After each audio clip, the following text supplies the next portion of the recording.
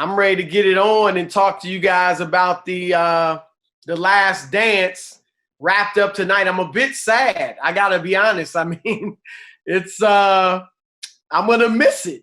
I told you guys a few weeks ago I had been sent all 10 episodes 3 or 4 weeks ago. I think it was after the first two. It was after the first two.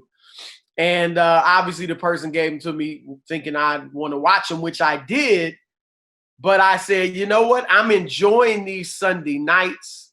I'm enjoying the suspense of it all. And we don't have any live sports to look forward to. And so I'm really looking forward to these Last Dance episodes like it's the NBA Finals or something. So I didn't watch anything before each Sunday because I just wanted to enjoy it like everybody else. And I'm glad I made that decision because I would have watched it all in one day or maybe 2 days at the most. And I would not have had these last several weeks to just, let the drama build up. So I'm going to miss it. I will probably go back and watch all 10 again soon. But it was tremendous. Overall, very well done. There has been some criticism, and I think it was good criticism. Ken Burns, the incredible documentarian, he said this is not journalism because the subject of the documentary, the main subject, Michael Jordan, has final say. And that's true. Jordan, if anything he didn't want in there, he could have kept out.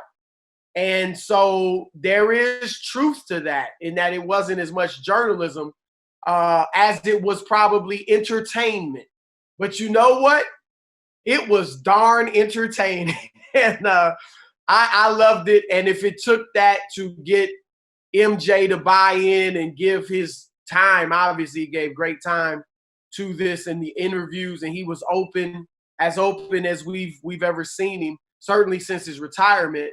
I think it was well worth it. And someone else can go ahead and do an unauthorized documentary of Michael Jordan and the Bulls if they so choose. But I thought this was great. And it was just an overwhelming success.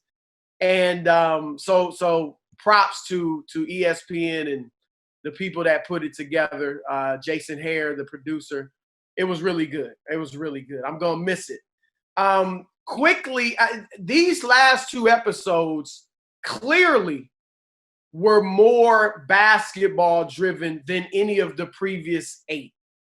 And some people wanted that. Kerry Kittles, who played against Jordan, we saw him in episode 7 with the Nets.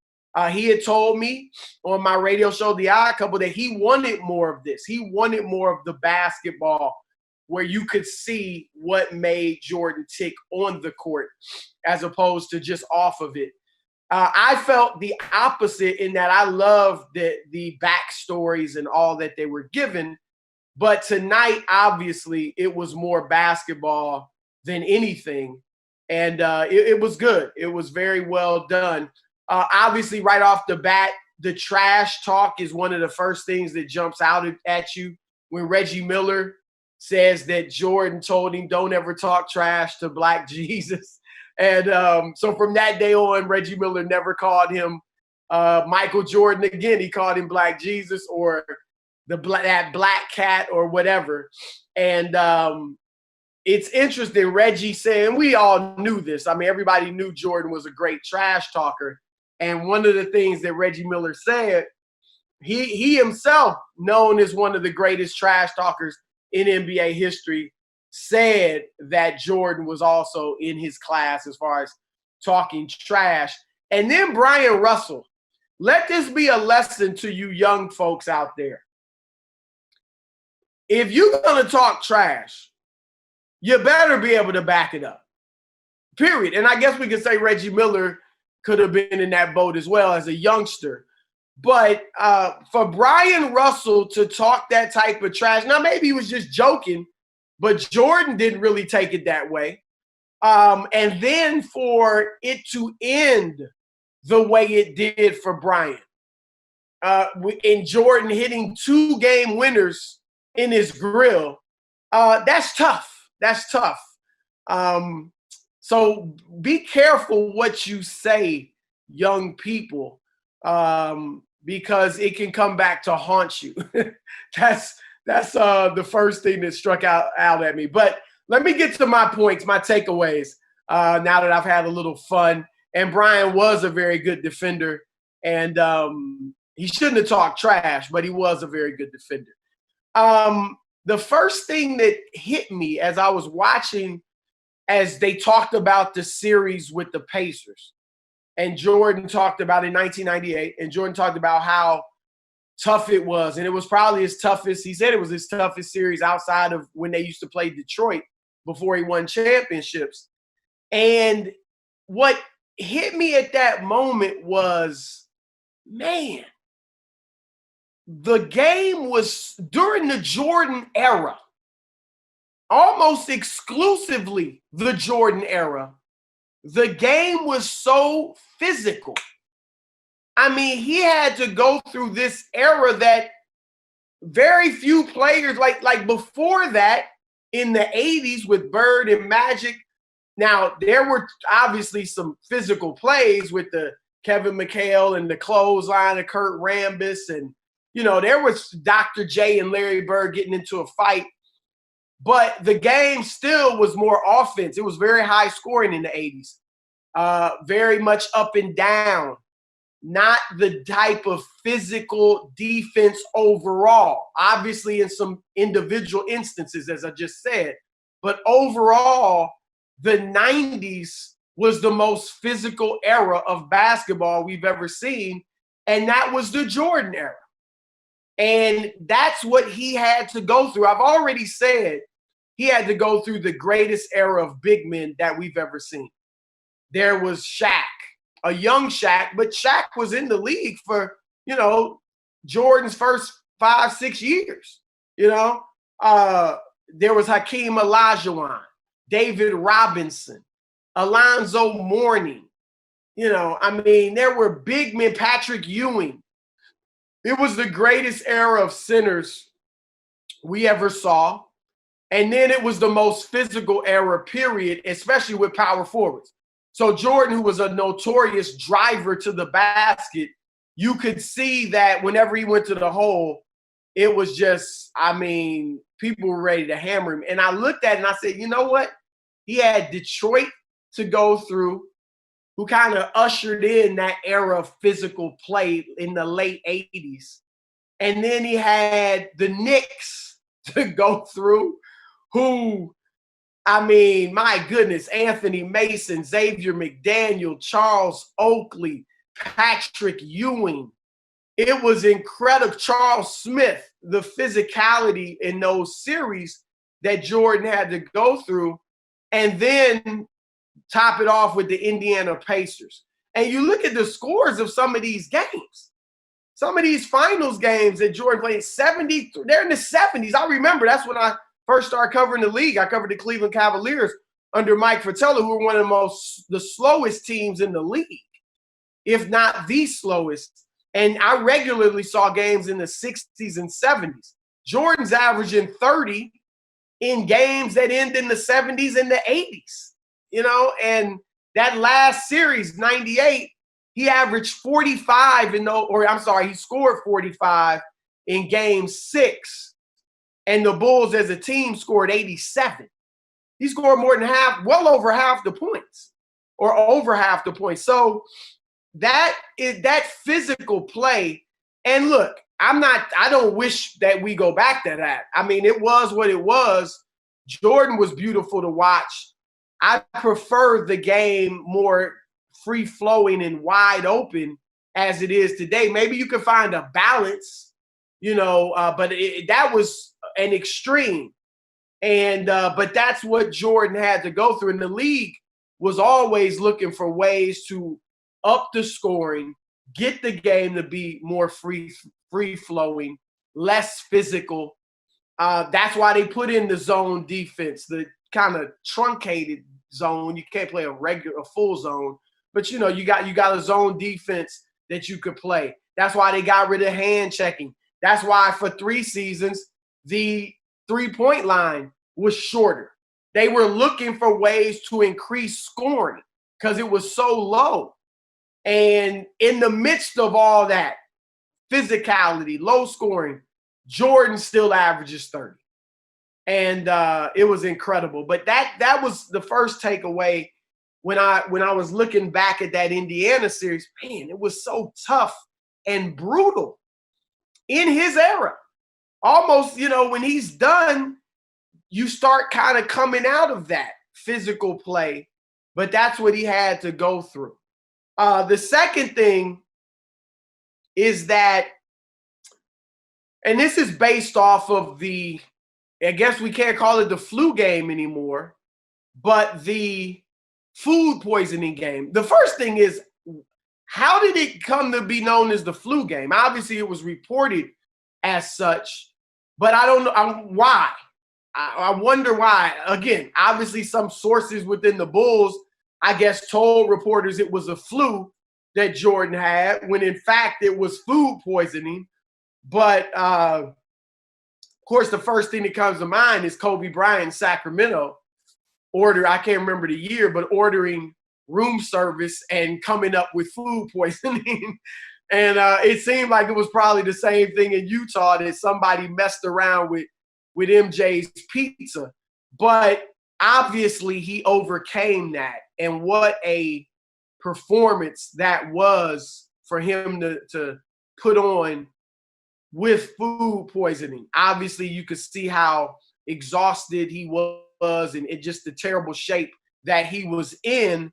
But what that gave me the second takeaway, all of the GOATs, and I'm thinking of the three that I would say are most definitive: Muhammad Ali in boxing, Tom Brady in football as a quarterback, and Michael Jordan in basketball. They all have or had this insatiable desire and will to win. That is what separates them. That is it. In every case, it wasn't just the physicality. The physicality was great, the physical gifts, but that's not what separated them.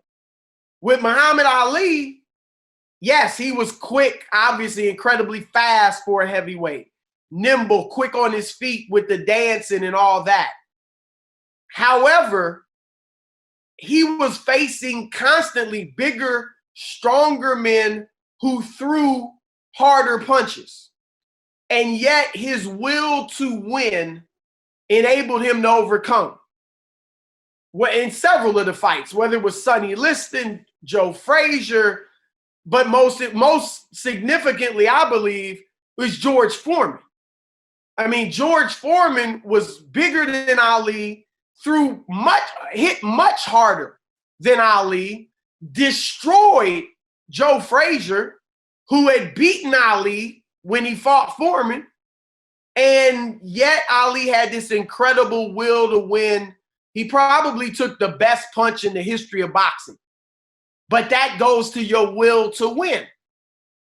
And then with Tom Brady, he's got 13 game-winning drives in the playoffs. It's not his physical ability that makes him the GOAT.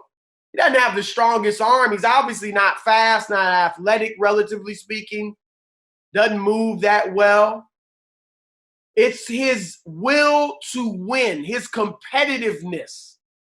He's got 13 game-winning drives in the playoffs.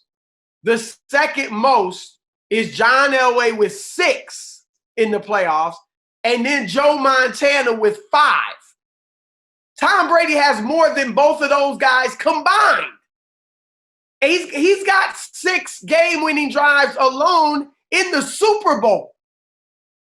And they only got 6 Elway in the playoffs total. Montana doesn't even have that. So that's another example, the will to win. For all you young athletes coming up, you want to play pro or college or whatever, work on your mind as much as you work on your body and your physical tools. Obviously, you need that. But the mental strength, the will to win, the competitiveness, to fight through adversity, that is what will separate you and take you to the next level. And finally, of course, we saw it in Michael Jordan. I mean, again, the ability to play through the physical play that the opponents were throwing at him, and then to overcome that food poisoning in the way he did. It would have been easy for someone to feel like, man, I've already won 4. You know, I mean, if I lose this one, or maybe I sit this game out and get ready for the next one, it would have been easy for somebody to say that. They're not going to kill me. Nobody's won every single finals they were in. You know, I can just, if I lose this one, so be it. I mean, I'm set. I'm already known as the greatest player of all time. No, he wasn't satisfied. It was like those never happened. He had to win that game 5, let alone the series. He was focused just on game 5. And so that is what every single GOAT that's definitively the GOAT had. And Jordan was obviously in that class and no different. The third takeaway is that as much as Michael Jordan is the GOAT, as great as he was, we saw several instances where he was human. They didn't try to highlight it, but knowing the history myself and just seeing it again and it bringing back some thoughts and then looking at a little research, we saw Mike was human. And I'm saying the takeaway flashpoint is this. It's tough on today's athletes. Most notably, the one that's compared to Jordan, and that's LeBron. They are overly scrutinized by me and others. The debate shows every day, the radio talk every day, 24/7.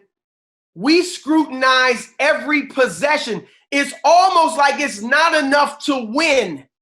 Just win. You have to darn near be perfect in winning. And that's how we scrutinize today's players. And Jordan himself, again, as much as he's the GOAT, would not have been able to stand up to that scrutiny. We saw him miss free throws. I'm looking at Utah game 5. He missed free throws. At the end of game 4, when David Aldridge said Stockton made the best pass he's ever seen by a point guard. I love DA. It was a great pass, but I wouldn't go that far. The best ever I've seen from a point guard, but it was a great pass. But Jordan missed that jumper. And then Stockton gets the rebound, one dribble, and makes the great pass. He would have gotten ripped today on every channel, on every show.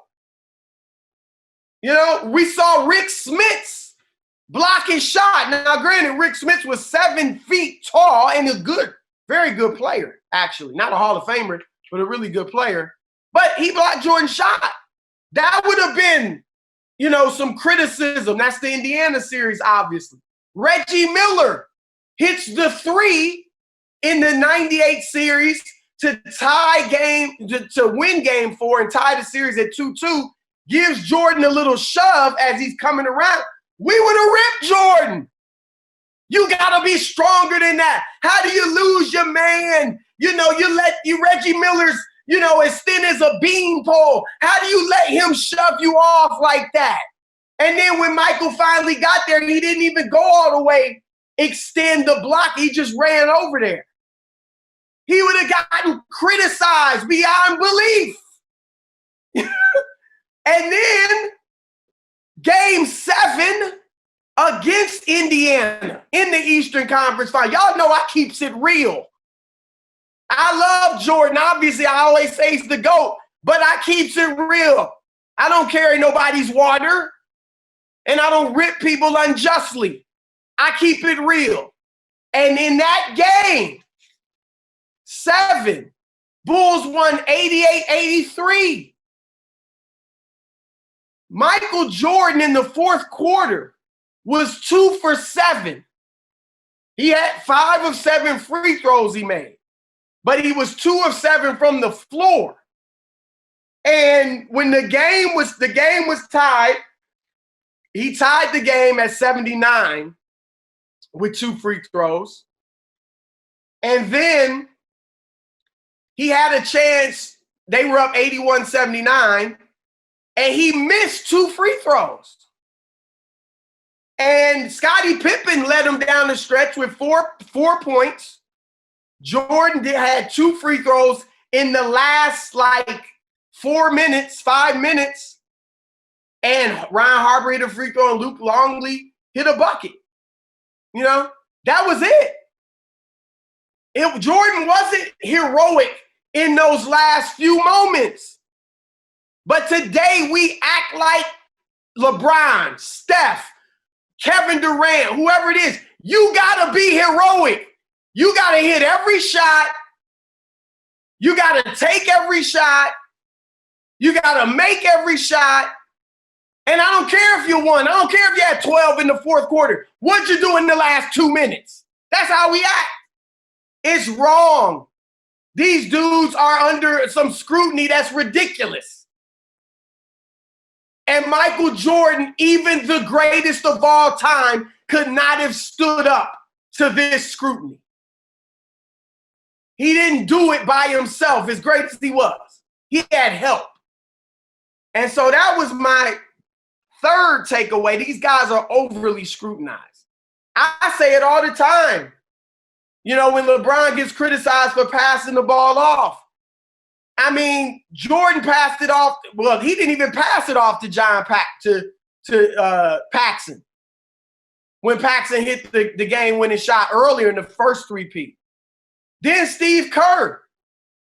You know, Jordan gets doubled, gives it to Kerr. Kerr hits the game-winning shot, and I'm fine with that. But let's understand if another play, like Jordan didn't take every last shot. Didn't take every game-winning shot. He understood it's a team game. I care about us winning. And he clearly was happy when they won, regardless of who scored more down the stretch. So that's my third takeaway.